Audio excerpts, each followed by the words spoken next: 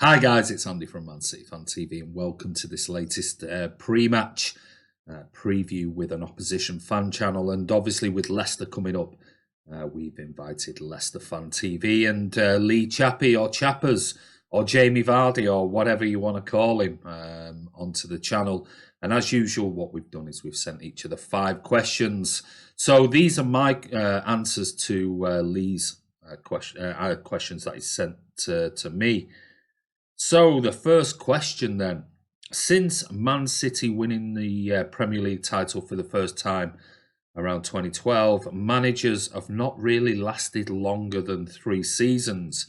Is this the norm for being a top team in the Premier League? Well, I think it is. I think it's the way it's becoming. We've seen, prior to Wenger and prior to Alex Ferguson, managers sort of stay around now, and we're getting more and more European and world managers, and I just think that's just the template now, where managers go all over the world to different clubs.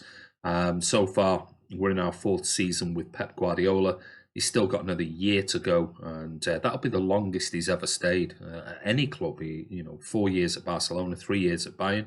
5 years at Manchester City, with the possibility of signing an extended contract if he does stay. So I do think it's the general model that we're seeing now. Whether the problem being is that you've got a lot of English coaches, British coaches at football clubs these days, but it's whether the investment is there in the team, and if the investment is there, not there in the team, and they can't sustain sort of top status in the top tier of English football in the Premier League, then the chances are those British managers are moved on. I mean, you've got the exceptions at the moment with the likes of Sean Dyche.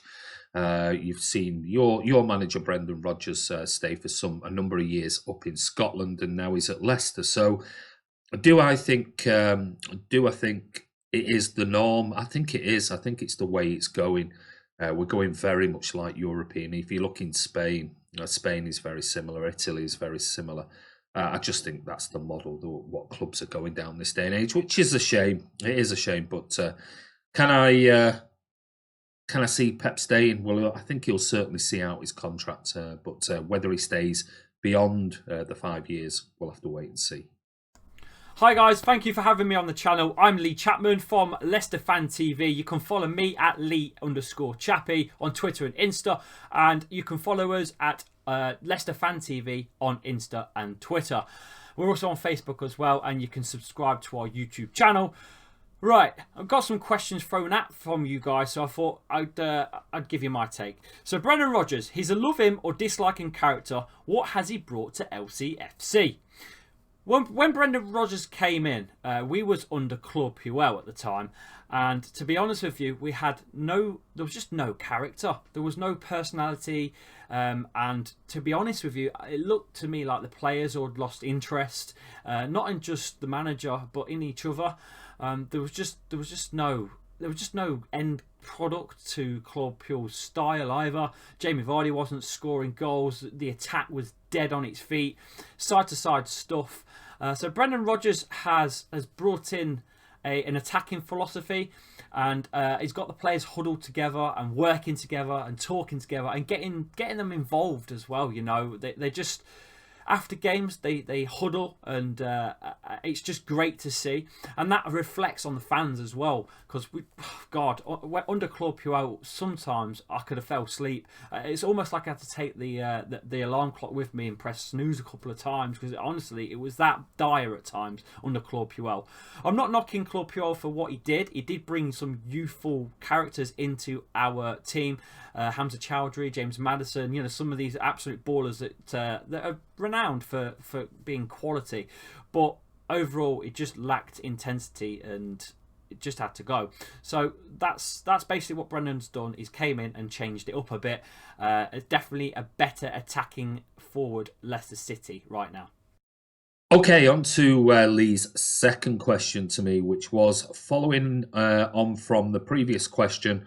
Do you feel Pep has had his day and his days are numbered at the club? Wow. I mean, you're talking about probably right now the most successful coach in world football, probably the best coaching world football. So has he had his day? What for the fact that we are currently in the top 3 in the Premier League? Obviously, we've not been pulling up trees like we did the last 2 seasons. But then again, you've got to remember we've smashed every single Premier League record.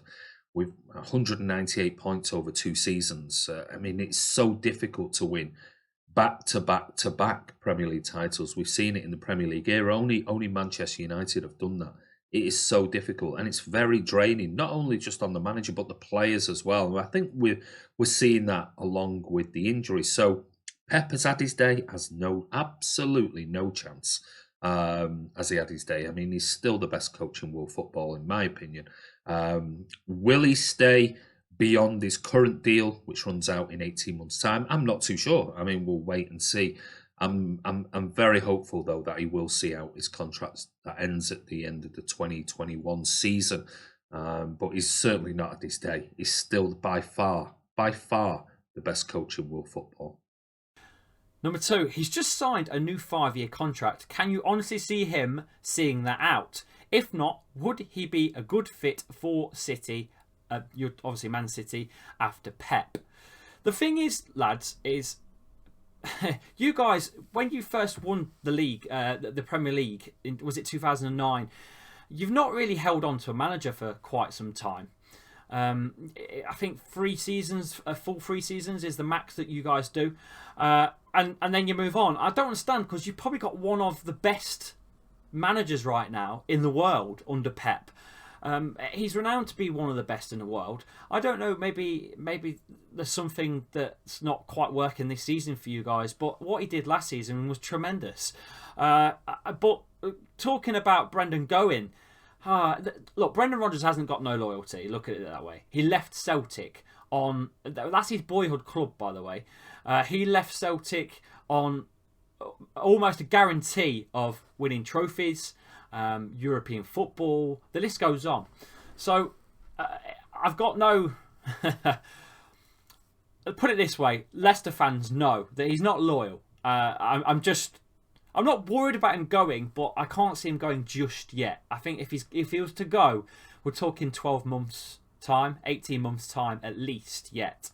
And question number 3 from Lee was, Leicester City pulled off the 1,000 to 1 miracle of winning the Premier League.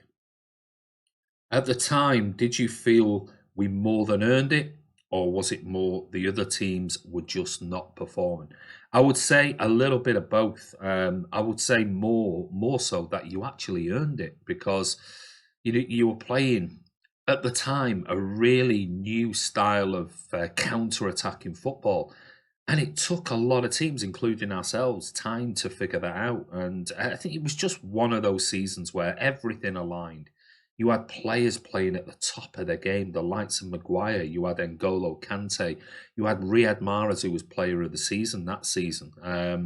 All playing incredible football. Jamie Vardy on fire. I mean, you only have to look at what Vardy's done since. It's not been that great. This season he's having a good season. So I just think everything aligned with the likes of Ranieri that season. And possibly other teams were in transitional phases of their development, but I do definitely think Leicester deserved it that particular season. It wasn't just down to United's, Chelsea's, Arsenal's, City's being poor. I think Leicester definitely deserved that win and were by far the most exciting team to watch in that particular season. Question 3. Who is in charge of your scouting system? You've made some great signings for the past 5-6 years on the cheap. Again, the likes of Sionchu. How good has he been, and how good is Maddison? Only asking because I think he'd be perfect for City under Pep. It's a good question. The thing is, the last 5-6 years, we've had managerial changes ourselves, as you know. We've gone from Nigel Pearson and his assistant, Craig Shakespeare, and Steve Walsh Sr., who went to Everton, footballing director of Everton. So it's been difficult to follow all of the assistant coaches and stuff that come in, because obviously Claudio Ranieri came in and replaced Pearson, but kept his backroom staff. And then he got sacked. Craig Shakespeare took over. You know, the assistant took over as main manager. He got sacked. I'm not quite sure, really. I think maybe a little bit of luck as well as just. I suppose it's got to be. It's not. I don't know. It's hard to explain, lads. When we won the league that 15-16 season, the team was full of misfits. We were just full of misfits. Man United rejects, and non-league player Jamie Vardy and Riyad Mahrez from £500,000 from bloody League Two somewhere in France. I don't know. It's weird. But Sionchu, for example, like you just asked, he was sitting in the squad full season last season under Claude Puel, but we had Harry Maguire who was in the starting lineup. You take him out, put Sionchu in, and Sionchu balls it. I don't know. These players seem to just step up, and it's phenomenal. We've got Ndidi as well, another player that people didn't really, I've never heard of, and all of a sudden now he's being compared to Kante at Leicester when we was winning the league. It's crazy to think what's going on at the club. I can't really give you an answer on the scouting. I think it's a little bit of luck, and also it just happens. And on to question 4 from Lee. Are you fearful of the Foxes, and do you see Leicester as a top side that can establish themselves into a top 6 for years to come? Okay, am I fearful for the Foxes, or fearful of the Foxes? Definitely. Playing some great football at the moment. Under Rodgers, he's really got them going again. Vardy's sort of hit another rich vein of form. You've got other players like Maddison, who I absolutely rate massively. I think he's a wonderful player. I'd love to see him at City at some point. You've got Sionchu and coming in, and Ndidi and other players who are it's one of those seasons again where people are just hitting form at the right time. So am I fearful? Absolutely fearful, because I think you're playing great football and very, very dangerous. You've seen this season teams that have counter-attacked us with pace have been pretty successful overall. So, yeah, definitely. Can you be a top 6 team? I think under Brendan Rodgers. I know he's a real Marmite type of manager. Love him or hate him. And he's proven it.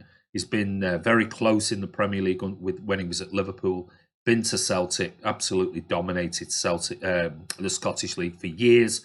And now he's suddenly transformed Leicester again into a team that plays real attacking football. So, yeah, I definitely do. I think you can still invest further. So the money's there. So money's not an issue.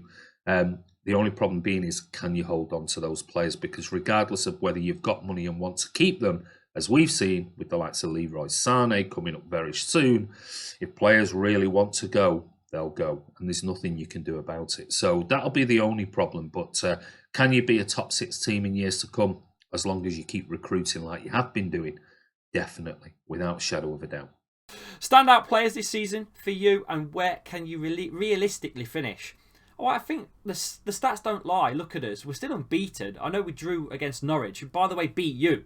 Lost to Southampton, who we beat 9-0. Football's a funny old game. It really is. That's just the way it is. Realistically, I think we can secure Champions League football, regardless if that's first, second, or third, or even fourth position. I think we can and realistically aim for Champions League football right now. We're in a very good, position. We're 10 points off of the league leaders, Liverpool, and slightly above yourselves. It's going to be difficult between the two. I'm going to go into the next question in a second, as a prediction. But don't forget, we've got we've had on and off victories and victories from yourselves against us. It's been a bit of a back and forth clash between Leicester and Man City. 21 games all in, 6 wins for Leicester, 10 losses for ourselves. 10 wins for you guys, 5 draws. Last few fixtures, Man City won 1-0, Leicester won 2-1, then a draw 1-1 in the League Cup. Man City smashed us 5-1. There was a 1-1, then a 2-0 for you, 2-1 for you, 4-2 for us. It's back and forth between the sides, to be honest with you, and it's going to be a difficult one to bet against. Again, I don't know. It's going to be hard. It's going to be hard to tip, because any team can turn up. Like I say, you guys lost to Norwich, withdrew to Norwich. I don't know. I wouldn't want to call it, to be honest with you, but I know it's going to be an exciting game. Obviously, the best victory at the Etihad was obviously when we won the Premier League, and then you bought Riyad Mahrez, who's He's done all right for you guys, but I don't think he should have gone, to be honest with you. But there you go. Do we miss him? Not sure. Moving on to your next question. I mean, I don't know about not sure about missing Riyad Mahrez. He's a technically amazing player, but he's just so flipping lazy in defending. He's just so lazy. He needs someone like N'Golo Kante or Wilfred Ndidi to back him up. So it's just one of them. And the final question is score predictions and where overall you think both teams can and will finish at the end of the season. Wow. Score prediction, I've gone for Man City 2, Leicester 1. I've got to stick with City. We had a pretty easy win last night against Oxford, and we're still waiting to see whether the likes of Sergio Aguero is training this week and be back for this particular game. But yeah, being at home, I think we might just have a slight advantage. I think it's going to be a very, very close game, if I'm being honest. Could be a draw. I've only gone for City because of my allegiance to City. With regards to where we'll finish overall, it's going to take a lot of stopping Liverpool to win the title now. It's theirs to lose. But as we've seen, stranger things have happened. And with all the games that are coming up over Christmas and then into the new year, and then Champions League football and cup competitions, even though they're out of the Carabao Cup now for disrespecting it, then it can catch up. You only have to look at the way they performed, by all accounts, against Monterrey in this World Carabao Cup Club Biscuit competition, whatever it's called.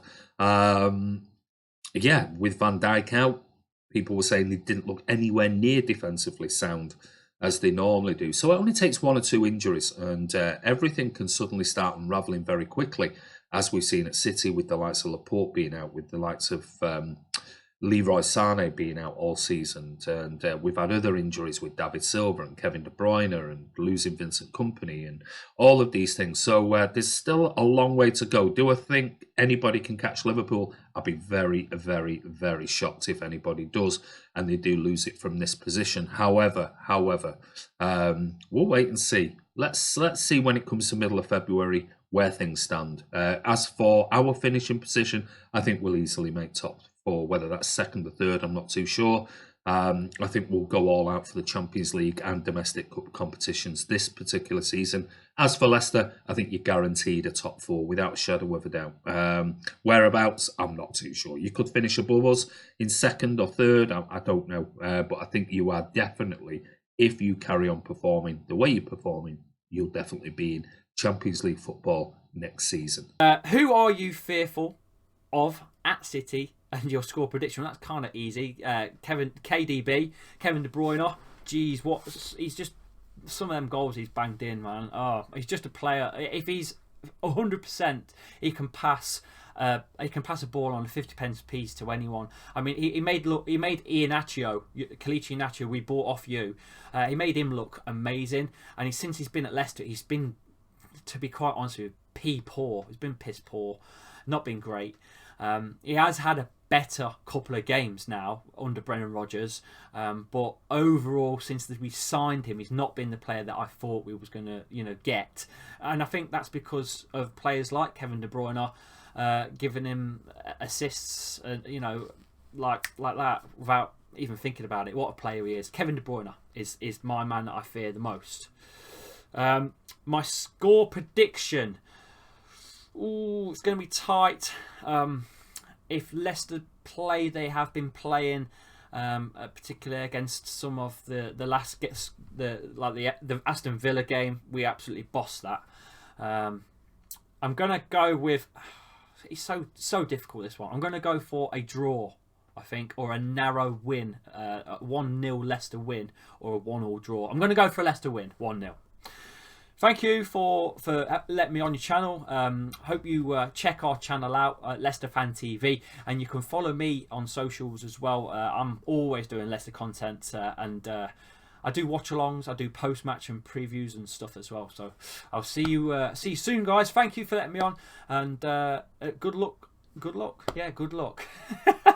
See you later, boys. I want to say a massive thank you to Chappers from Leicester Fan TV. And don't forget, go over and check out his channel. And I promise you, he is Lee Chappers. He's not Jamie Vardy. His links will be in the description below. But anyway, this is Andy from Man City Fan TV. Hope you enjoyed that quick preview of the fan channel, previews for the game against Leicester on Saturday evening at the Etihad Stadium. And don't forget, subscribe, hit that bell icon, and give us your comments below the video. And we'll see you soon.